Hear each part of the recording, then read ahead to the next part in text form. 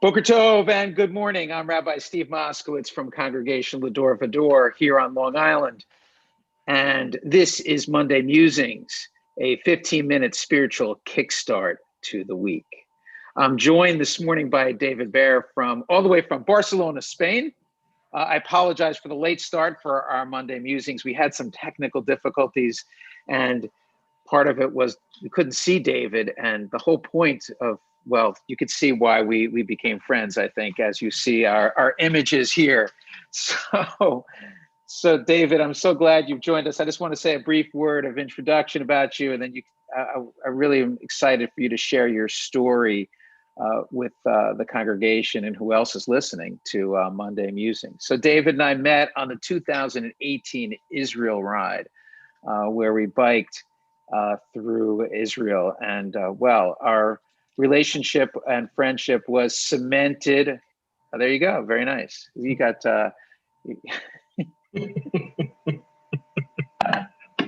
So our relationship was cemented because, well, obviously we like to laugh together, but we're both passionate about cycling. And from day one of the Israel ride, people kept coming up to us and asking us if we were brothers. So we just decided to embrace that and say yes.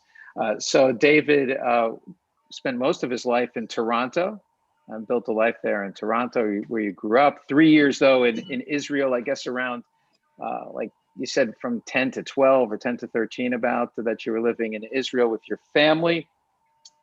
And now you, just a couple of years ago, moved to Barcelona, Spain. And recently became a citizen of Poland, which is part of the EU. So I would just love for you to tell us your story of how you went from Toronto to Barcelona with, I guess, a detour through Israel.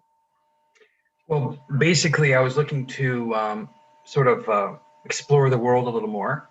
And with our passion through cycling, I decided to stay around the Mediterranean. And I had three options to choose from. One was Tel Aviv in Israel, and one was Barcelona, Spain, and in Athens, Greece. And after looking at the entire package that each city had to offer, I decided to land in Barcelona, where it gave me everything that I needed to do to enjoy cycling and a lifestyle change. I mean, I don't understand how you narrowed it down to these three cities. I mean, there's a lot of cities to choose from. So, well, I wanted to be in a good climate, a steady climate. I wanted to get away from the snow. And the sun comes up mostly every day here. It's a very calm and tranquil weather system. And I wanted to be around the Mediterranean. And aside from these three cities, there was one more, Marseille, but Barcelona fit all of my needs, from budget to landscape to weather and travel origination point. And people actually respect cyclists, from what you've told me, in Spain. They don't try to run you off the road. No, not at all. All over Europe, they just patiently drive behind you, and they wait until it's their turn to pass, basically. But we're very, very well respected here, unlike in the Canada, where they honk and don't have patience for you. Yeah, we have a similar problem here on Long Island as well. And obviously, we don't ride much in the winter months, which are even longer in Toronto, I imagine. Oh yeah, for sure. I mean, it changes weekly, the weather, and I just couldn't handle the cold temperatures any longer, especially getting older.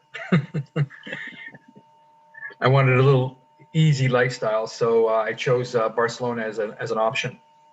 Yeah, but part of what we've been talking about over the years as we become friends is, while part of it was, of course, where you can ride throughout the year and a wonderful climate. I mean, part of this journey has been, reconnecting with your Jewish roots in a way that I thought was somewhat surprising, at least when you told me the story, and especially that your recent trip to Poland and becoming a citizen there.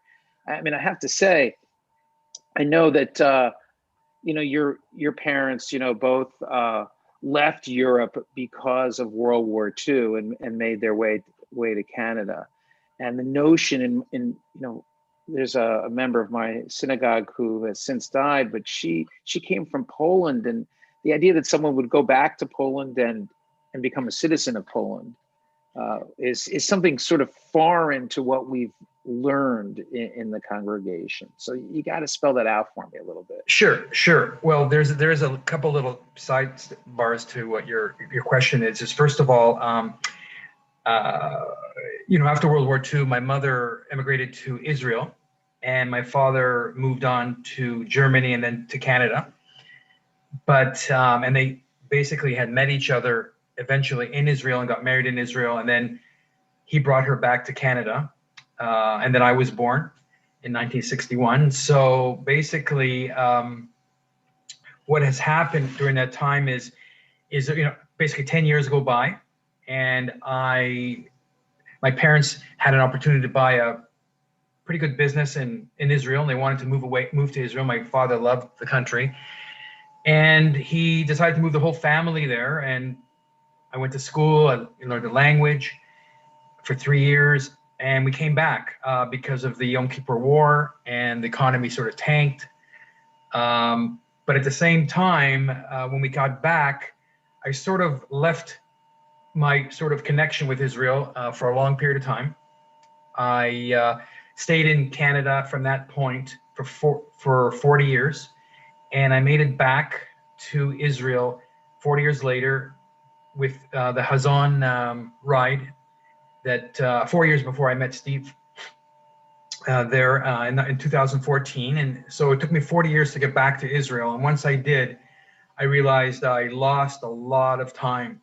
And I was so happy to be back there. And then since 2014, I've gone every year. Since I've been living in Barcelona now, it's just 4 hours away by plane. I go every year, sometimes twice a year, and I'm connecting with the country much more diligently. And through that process, now that I decided to live in Barcelona, I needed a sort of a link. I needed some sort of how would you say, a legal sort of landed process to get me in the European Union. By being a Canadian, you can't just walk through the door. You have to have some sort of grandfathering citizenship process. And I decided to use my father's citizenship from Poland to apply for EU status. And it took me a year and a half. I had a good lawyer, but I've never been to Poland prior to this. And basically, once I received my passport, I was very excited. Hang on a second. I just want to show you all. You have demonstration. I just want to show you all. You see, this is my Polish flag, as you can see. We can barely. That's what you get. That's what you get when you become a citizen of Poland. You get a flag. You really wait? They give you a flag? Yeah, and they give you a history lesson of Poland. And I felt very sort of like in the Olympics. So basically, I came in first. What happened is I received my passport. I was very happy, and then I finally traveled to Poland in February, just before the COVID situation began. And I was there for a week, and I needed to understand where my father was from, where my roots were from, and I discovered a lot of connection in Poland, especially with my last name. It was never shortened. It was always Ber. And throughout Polish history, Jewish Polish history, there's a lot of connection with my last name. And I started to look back 150 years and discovered there's a lot of, connection. But a lot of information was destroyed during the war. So they only had so much to offer me. And I took it for what it was. But I highly recommended everyone to go to Poland. Oh, and by the way, the Jewish community in Poland is thriving again. And it's just good to see that even though you hear the anti-Semitism that goes on in Europe, it's not so bad in Poland. It's probably worse in France, Germany, maybe a little bit in England, but not so bad in Poland. Poland is allowing us reemerge. It's just fascinating to me because the image of Poland that we are taught and that we hear, especially from those in the American Jewish community who survived the war, is that they tried to kill us. I couldn't wait to get out, and so you going back and reclaiming this, and you see it in a much more positive light than I think many people do. I mean, how do you sort of account for that? Well, you sort of categorize each part. Like there's the war, and then there's after the war, and then there's today, sort of thing. And I looked at the war being the past. Yes, I went to Auschwitz and had that experience. But again, I as soon as I left Auschwitz, I moved on to the new Warsaw. And the new Warsaw is interesting because it's expanding, it's modernizing itself from the communism days. And then there's this Jewish community in Warsaw that I felt connected to. I went to the synagogues there, and there's still many synagogues that weren't destroyed or rebuilt in the same way. And because of the history, Poland has done a great job in expressing the Jewish history in regard to a museum called Polin Museum, and they've embraced sort of the whole culture much better than they used to. So I felt really, really comfortable there. Not unlike going to other places that still feel a little anti-Jewish acceptance. I mean, I just think it's remarkable because it's the trips that people share with me about going to Poland or about going to the camps, and seeing what was done to us, and how anti-Semitism can metastasize into something so grotesque and evil and murderous. And I'm not saying, obviously, you saw that, you went to Auschwitz, as you said, but you came away with a very different impression that I think is quite unique and quite remarkable. And the fact that you became a Polish citizen and reclaimed that, in some ways, something that was taken from your family. You've reclaimed that and gone.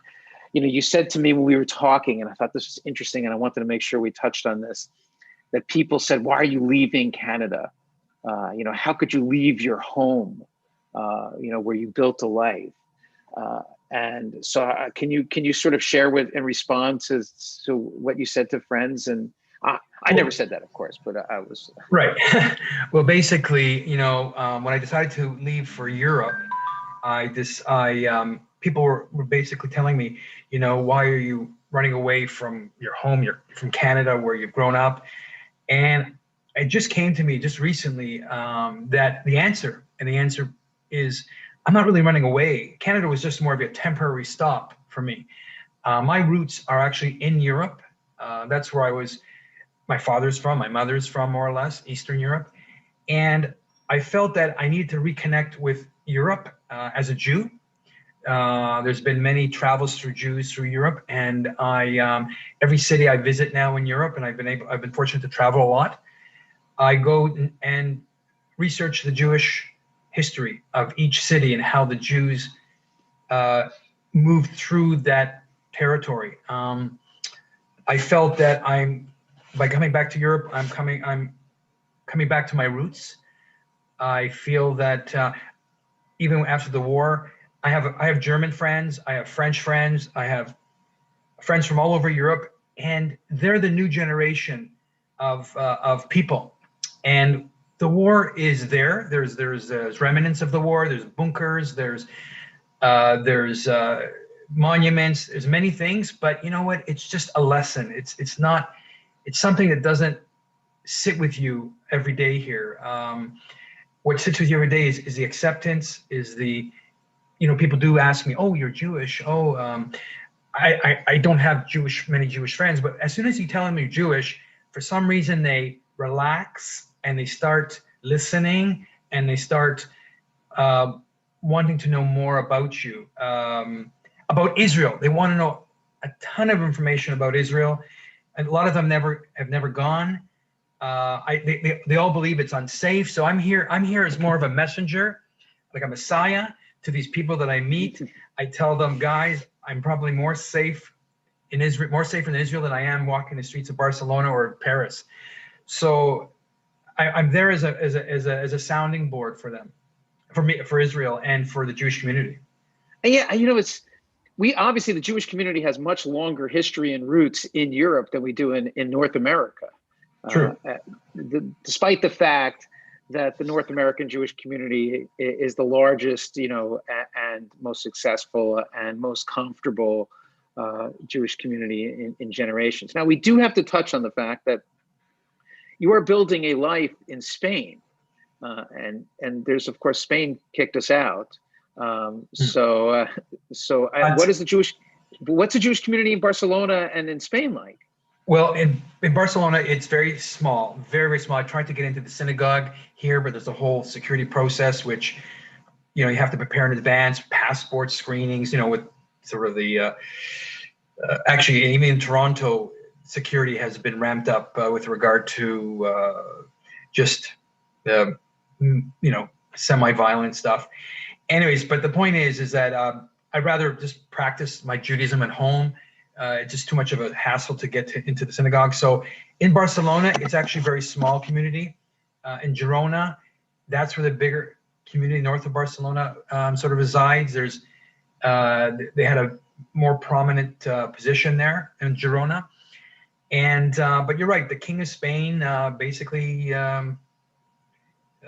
decided at one point, hundreds of years ago, to tell the Jewish community, either you convert to Catholicism or you leave.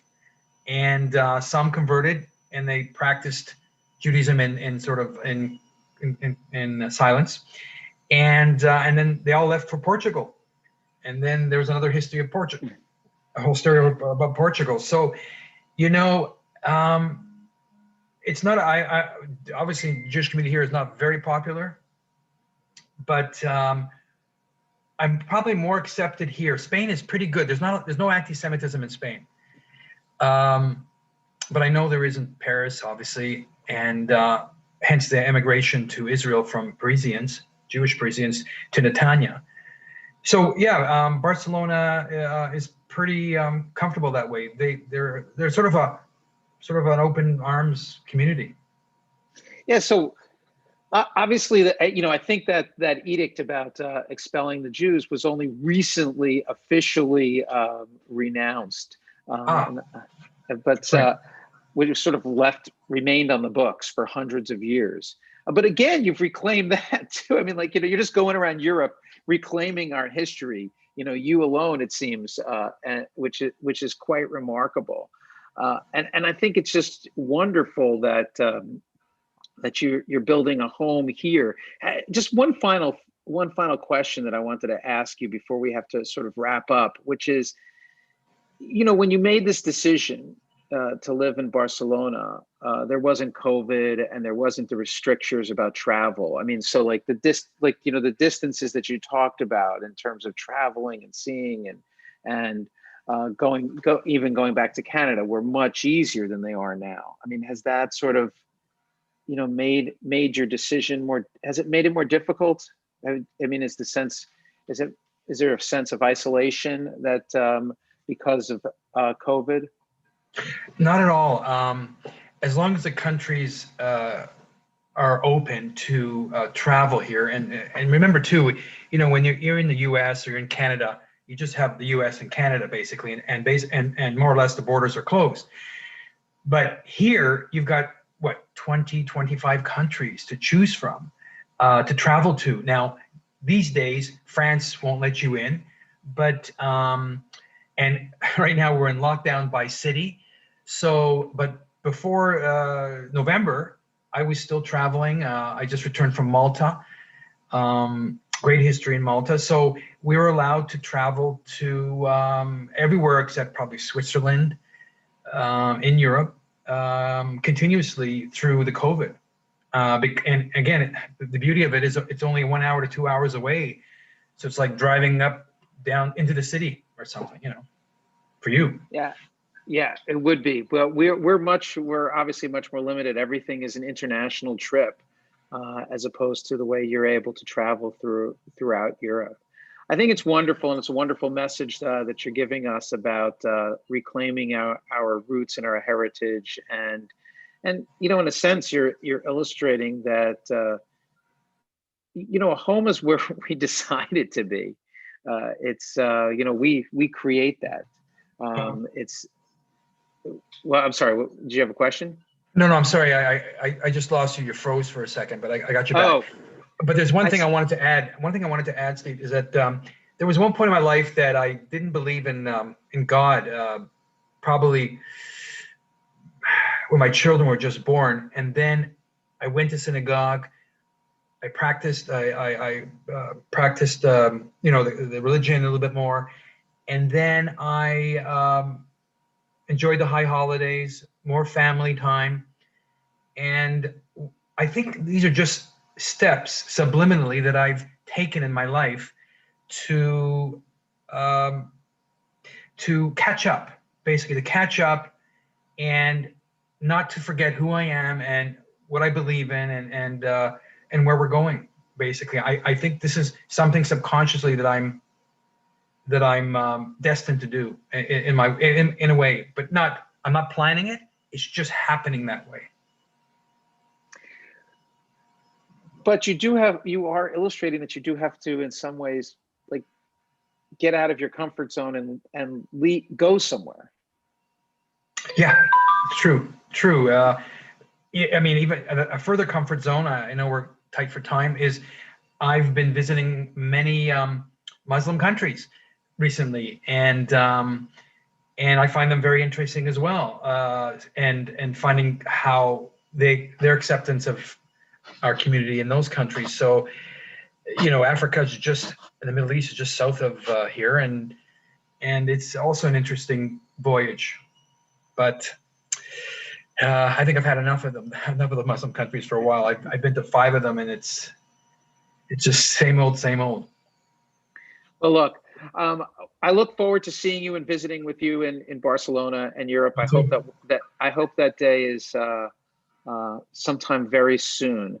We're certainly have the travel bug here, and we're somewhat limited in terms of our ability to do that. And I certainly would welcome the opportunity to ride in 60 or 70 degree weather in the middle of December. Well, my door is always open. I just want to let you know that we have moved. I think I mentioned that to you, and there's lots of space, and the views are unbelievable. So, but listen, whenever you're ready, you just pick up the phone. That's great. Thank you, David, so much for joining us and for sharing your story. It's great. A great story. My pleasure. I hope people will resonate with. Great. My pleasure. Well,